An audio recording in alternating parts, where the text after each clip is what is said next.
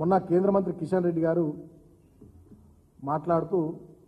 తెలంగాణలోని కొన్ని మైన్స్ని